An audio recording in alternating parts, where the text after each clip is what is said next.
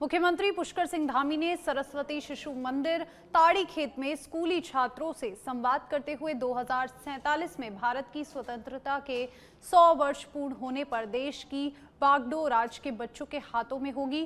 कहा कि उन्होंने अनुशासन और समय पालन, पौष्टिक आहार, खेल कूद और आत्मनिर्भर बनने का महत्व बताया।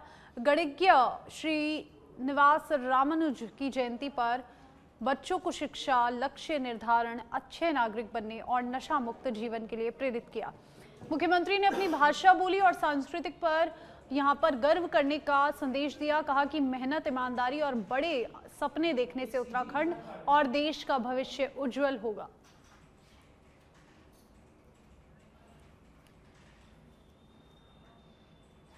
रुद्रपुर की तालीब में बॉडी बिल्डिंग चैंपियनशिप में शानदार प्रदर्शन करते हुए पहली बार दिल्ली मिस्टर यूनिवर्स का खिताब जीतकर उत्तराखंड का नाम रोशन किया। प्रतियोगिता में भारत और अन्य देशों के खिलाड़ियों के बीच कड़ी प्रतिस्पर्धा के बावजूद तालीब ने अपनी दमदार फिटनेस और बेहतरीन प्रस्तुति से जीत हासिल की। कोच के अनुसार नियमित अभ्यास और विशेष तकनीकों की ट्रेनिंग ने इस उपलब्धि में महत्वपूर्ण भूमिका निभाई।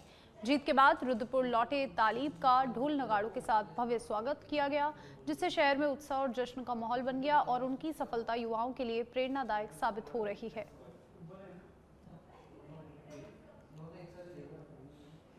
मेरे भाई, मेरे कोच साहब यहाँ पर आए हुए, उन सबका दिल से शुक्रिया। और दूसरी चीज, जितने भी मेरे रुद्रपुर के, उत्तराखंड के शहरवासी हैं, बहुत प्यारे, उनसे सबसे जितने भी नवयुवा है वो नशे से दूर रहे, हेल्थ का ख्याल रखें। हेल्थ इज वेल्थ, हेल्थ है तो सारी चीजें हैं। हेल्थ के बिना कुछ भी पॉसिबल नहीं है, तो नशे को छोड़े, फिटनेस की तरफ आए। तालिब के परिवार वालों को और उनके कोच को बहुत बहुत बधाई। चाहते हैं हर शहर, हर रुद्रपुर का हर लड़का आज तालिब बने। हम चाहते हैं कि तालिब एक यूथ आइकन की तरह रुद्रपुर का नाम रोशन कर रहा है। बहुत बहुत बधाई तालिब को। पहले मैं तो यही केंद्र सरकार ने हिमालयी राज्यों के लिए ग्रामीण विकास योजना को नई दिशा दी है, जिसमें उत्तराखंड, हिमाचल प्रदेश, जम्मू कश्मीर और पूर्वोत्तर के लिए फंडिंग अनुपात 90-10 तय किया गया है। योजना में आपदा जोखिम कम करने के लिए रेटिंग वॉल और फॉरेस्ट फायर से जुड़े काम, कृषि काल में 60 दिन को योजना कार्य न करने का प्रावधान और जल जीवन मिशन के रिपेयर मेंटेनेंस शामिल है। उल्लंघन पर 10,000 रुपए तक का जुर्माना लगेगा। इसका उद्देश्य 2047 तक समृद्ध और सशक्त ग्रामीण भारत की मजबूत नींव तैयार करना है।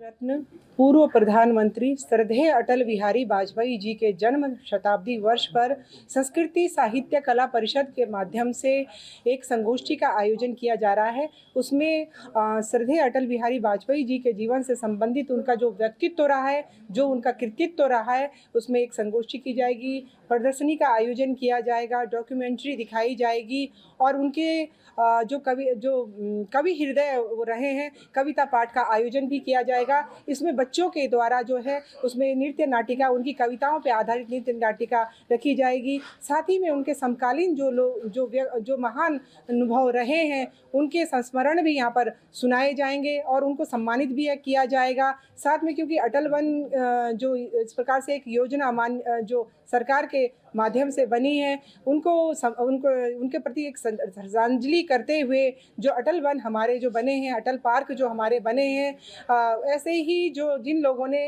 वृक्षारोपण से संबंधित पर्यावरण को संरक्षित करने का काम किया है, ऐसी संस्थाओं को भी हम सम्मानित करने का भी। उत्तराखंड सरकार ने मुख्यमंत्री पुष्कर सिंह धामी के निर्देश पर राज्य के सभी सरकारी स्कूलों में आगामी शैक्षणिक सत्र से श्रीमद् भगवद गीता का पाठ शामिल करने की तैयारी शुरू कर दी है।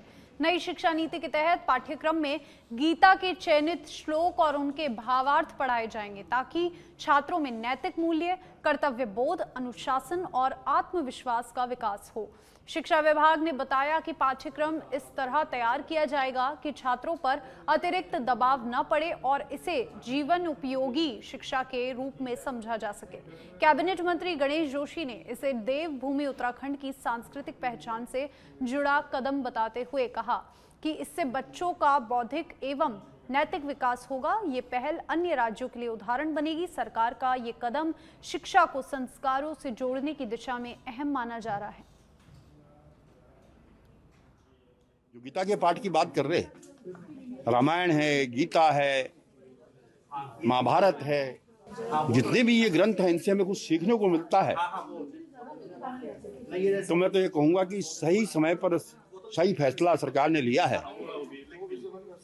और निश्चित ही इससे हमारे समाज में एक नव चेतना आएगी, नई जागृति आएगी। इसका मैं देखो, इससे हमारी जो विद्या भारती के द्वारा जो जितने भी संचालित हैं, देश भर में हजारों विद्यालय हैं, तो हमारे यहाँ तो ये गीता के श्लोक अपने वंदना सत्र में पहले से ही बच्चों को सिखाए जाते हैं। वो हमारा एक अनिवार्य पाठ्यक्रम बना है।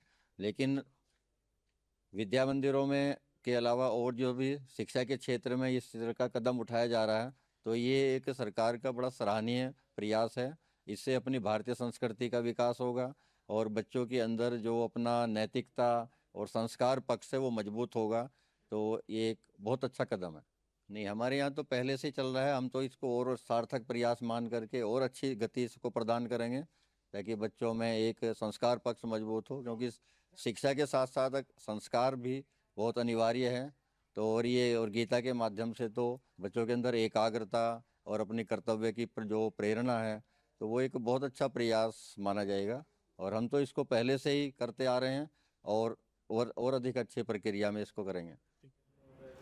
उत्तराखंड के औली में जनवरी 2026 में प्रस्तावित नेशनल विंटर गेम्स को लेकर चिंता बढ़ गई है, क्योंकि दिसंबर का अधिकांश समय बीत जाने के बावजूद ऊंचाई वाले क्षेत्रों में बर्फबारी नहीं हुई है। औली देश का एकमात्र अंतर्राष्ट्रीय मानकों वाला आउटडोर स्कीइंग स्थल है, जो कि इसे FIS से मान्यता प्राप्त है। लेकिन पर्यटन विभाग जो है वो गढ़वाल मंडल विकास निगम ने अभी तक इस आयोजन के लिए ठोस तैयारी नहीं की है। मौसम विभाग ने भी संकेत दिए हैं कि जनवरी फरवरी में बर्फबारी सामान्य से कम हो सकती है, जबकि औली में मौजूद आर्टिफिशियल स्नो मेकिंग मशीन 2018 से बंद पड़ी है। उत्तराखंड विंटर गेम्स एसोसिएशन का ये कहना है कि अगर समय रहते ये सिस्टम चालू किया जाता तो न केवल गेम्स कराए जाते थे, बल्कि न्यू ईयर और क्रिसमस के दौरान पर्यटक यहाँ पर फायदा लेते थे। विभागीय उदासीनता और मौसम की अनिश्चितता के आयोजन और राज्य की पर्यटक छवि पर सवाल खड़ा कर दिया है। नमस्कार। बड़े हर्ष की बात है कि उत्तराखंड को एक बार फिर औली में शीतकालीन खेलों की जिम्मेदारी मिली है, जो कि winter game association of Uttarakhand जो कि 1979 से लगातार औली में स्कीइंग का आयोजन करते आ रही है। और जो इसकी सबसे बड़ी उपलब्धि है, 2011 में साउथ एशियन विंटर गेम्स हमारे द्वारा औली में आयोजित किए गए हैं, जिसमें पर्यटन विभाग का उत्तराखंड सरकार का बहुत बड़ा योगदान रहा है। जी, मैं Ajay Bhatt, Auli winter game association of Uttarakhand का सदस्य हूँ। हमें आपको ये बताते हुए बड़ा हर्ष हो रहा है कि औली में हमारे पास आर्टिफिशियल स्नो मेकिंग सिस्टम है, जो लगभग 2018 से बंद है।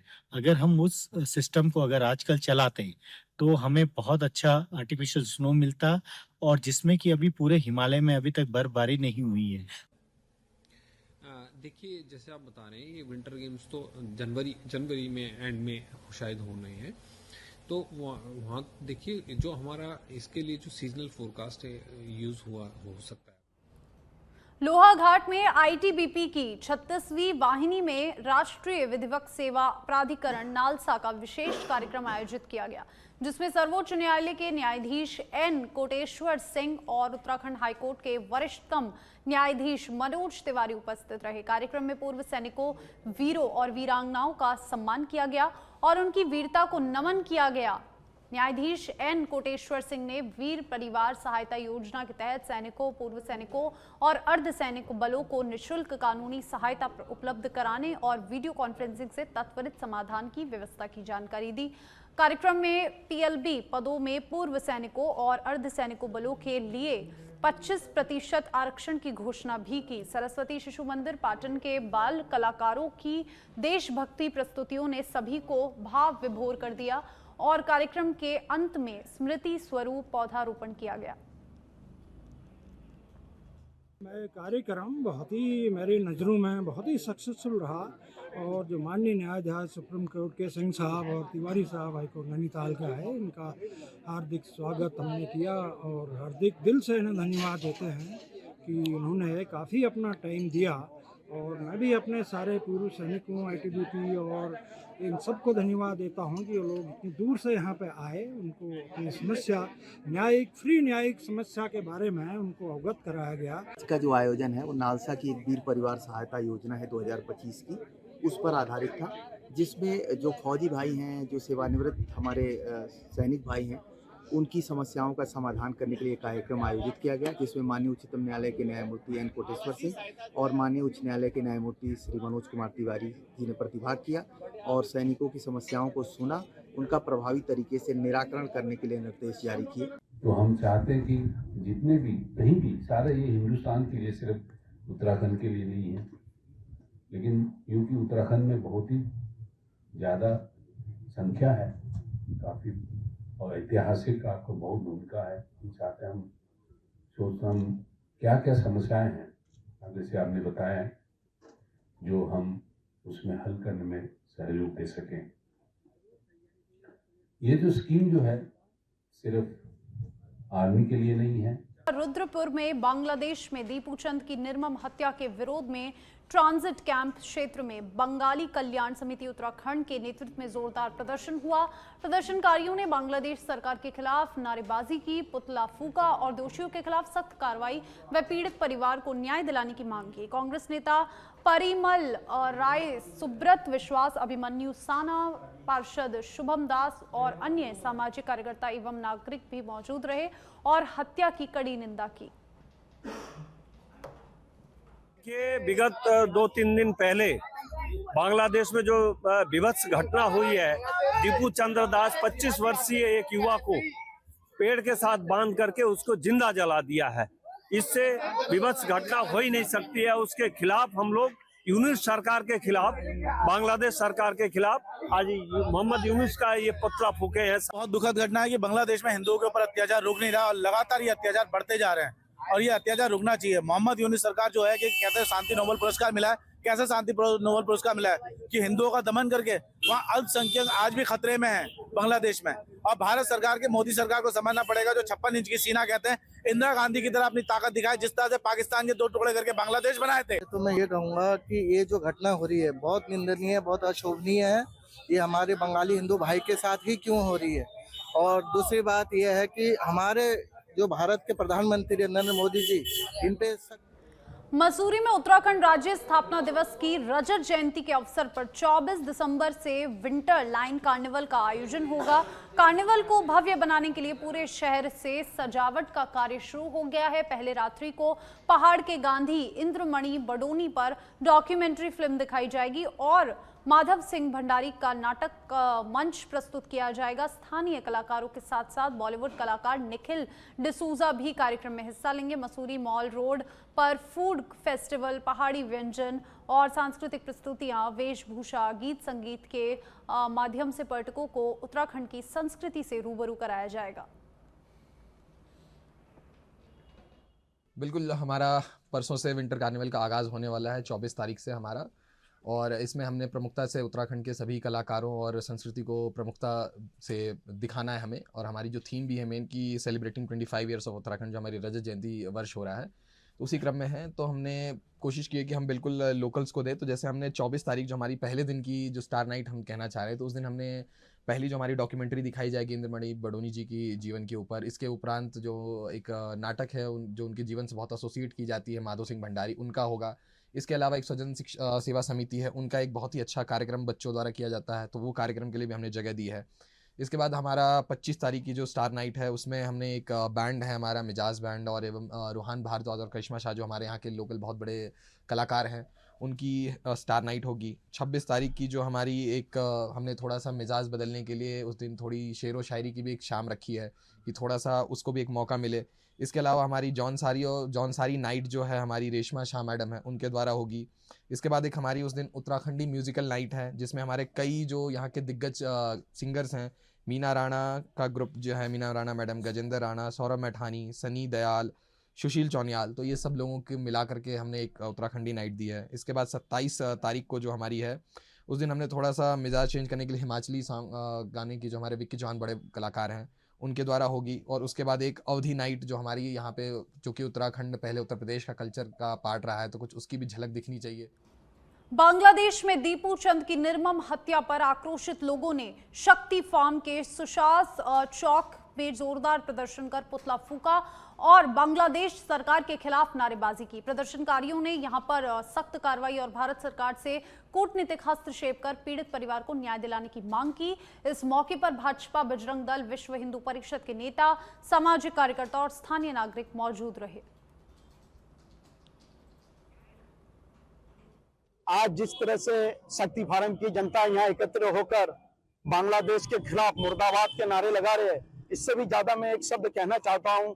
मुझे याद है जब सदन में हमारे गृह मंत्री माननीय अमित शाह जी ने कहा था कि अगर कोई ऐसा व्यक्तित्व है बांग्लादेश में जो माँ दुर्गा की पूजा करते हैं, सनातन धर्म को मानते हैं, वो जब चाहेंगे तब मैं उनका 2 हाथ खोल के यहाँ पे स्वागत कर। गर्मी को मीडिया वाले हमारा छत्तीसगढ़ का जो समस्या है वो आप रिकॉर्डिंग कर रहे हैं। मैं समस्त क्षेत्रवासियों से अनुरोध करूंगा कि जो हमारा घटना बांग्लादेश में हुआ है, बांग्लादेश में ये बताया किस तरह का यहाँ पर कार्यक्रम है आप लोग। मैं मीडिया बंधु को धन्यवाद एवं आभार देता हूँ कि आज शक्ति फार्म भारतीय जनता पार्टी के कार्यकर्ता एवं विश्व हिंदू परिषद के कार्यकर्ता रानीखेत के आर्मी पब्लिक स्कूल में 50,000 लीटर क्षमता वाला वर्षा जल संचयन संयंत्र 22 दिसंबर 2025 को chairman brigadier Sanjay Kumar Yadav VSM द्वारा उद्घाटित किया गया। ब्रिगेडियर यादव ने जल संरक्षण के महत्व पर जोर दिया और इसे भविष्य की पीढ़ियों को जल संकट से बचाने के लिए आवश्यक बताया। प्राचार्य कमलेश जोशी ने इसे विद्यार्थियों में पर्यावरण और जल संरक्षण के प्रति जागरूकता बढ़ाने वाला प्रयास बताया। संयंत्र के संचित वर्षा जल का उपयोग स्कूल की विभिन्न जरूरतों में किया जाएगा, जिससे कि जल बचत और पर्यावरण संरक्षण को बढ़ावा मिलेगा। कार्यक्रम में शिक्षक और स्टाफ उपस्थित रहे।